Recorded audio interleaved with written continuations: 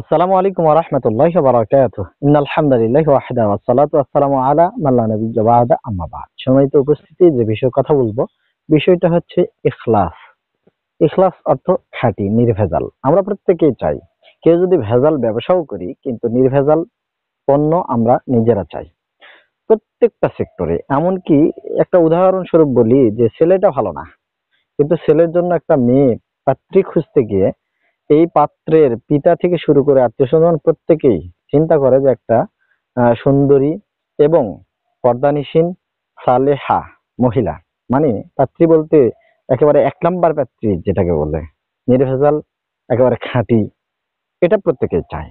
সম্মানিত উপস্থিতি, আমি যেটা মিন করতেছি বা যে বিষয় বলতে চাচ্ছি সেটা হচ্ছে যে আপনি যে কোনো সেক্টরে থাকেন না কেন, প্রত্যেকটা সেক্টরে যদি আপনি ইখলাসপূর্ণ অন্তর রাখতে পারেন, আন্তরিকতার সহিত সেই কাজটা করতে পারেন নির্ভেজালভাবে, অবশ্যই আপনি সফল হবেন। আল্লাহ আপনাকে সফলতা দান করবেন। সম্মানিত উপস্থিতি, এখন আসুন আমরা বলবো দাওয়াতি ময়দানে ইখলাস। আমরা দাওয়া এর কাজ আঞ্জাম দিব। প্রত্যেকটা আদম সন্তানের প্রতি এটা নির্দেশনা। প্রত্যেকেই আমরা যেটা শিখেছি, যে হাদিসটা জেনেছি, যেমন আল্লাহ রাসূল সাল্লাল্লাহু আলাইহি ওয়াসাল্লাম বলেছেন, বাল্লিগু আন্নি ওয়ালাউ আয়াহ, একটি আয়াত জানা থাকলেও তুমি অন্যের নিকট পৌঁছে দাও। তার মানে প্রত্যেকেই আমরা দ্বীনের দায়ী ইলাল্লাহ। কেউ বেশি জানে, বেশি বড় আলেম, তার বেশি দায়িত্ব, কিন্তু আমরা অল্প জানলেও আমাদের দায়িত্ব অল্প হলেও আমরা দায়ী ইলাল্লাহ। কিন্তু এক্ষেত্রে শয়তান সবসময় আমাদের নিকিটাকে চুরি করে ছিনতাই করে নিয়ে যাওয়ার ধান্দা করবে।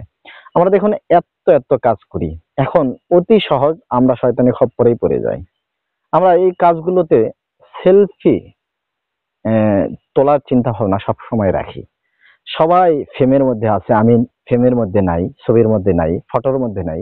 তখন আমার মন দুমড়ে মুচড়ে যায়। আমি যে কোনো মূল্যে চাই যে দুনিয়াতে সবাই আমাকে চিনুক, সবাই আমাকে জানুক যে এই কাজের পিছনে আমি ছিলাম। আল্লাহু আকবার। সম্মানিত উপস্থিতি, এই যে ইখলাসের বহির্ভূত কাজ, এ কারণে আল্লাহর নিকটে কোনো আজর, কোনো প্রতিদান আমাদের নেই, আমরা পাবো না। দেখুন নবী রাসূলগণ নিঃস্বার্থভাবে দাওয়াতি কাজ করে গেছেন। কত নির্যাতন, অত্যাচার তারা সহ্য করেছেন। তাদেরকে যদি বলা হতো কিসের বিনিময়ে এত কিছু করছেন, তখন তারা বলতেন যে ইন আজিরিয়া ইল্লা আলাল্লাহ, আমরা এর আজর, এর প্রতিদান আল্লাহর নিকট ছাড়া আর কারো নিকটে চাই না। সুবহানাল্লাহ।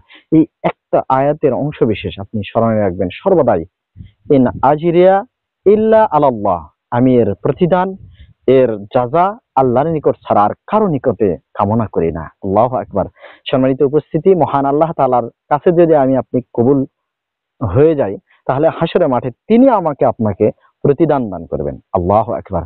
আসুন আল্লাহ তাআলার নিকটে আজর প্রতিদানের আশা নিয়ে এই দুনিয়াতে বিচরণ করি, কাজ করি, যে কোনো কাজ আমরা নিজের প্রচারণায় নয়, আল্লাহর সন্তুষ্টি অর্জনের লক্ষ্যে ইখলাসপূর্ণ আমাল ইবাদত করি। আল্লাহ তৌফিক দান করুন, আমিন।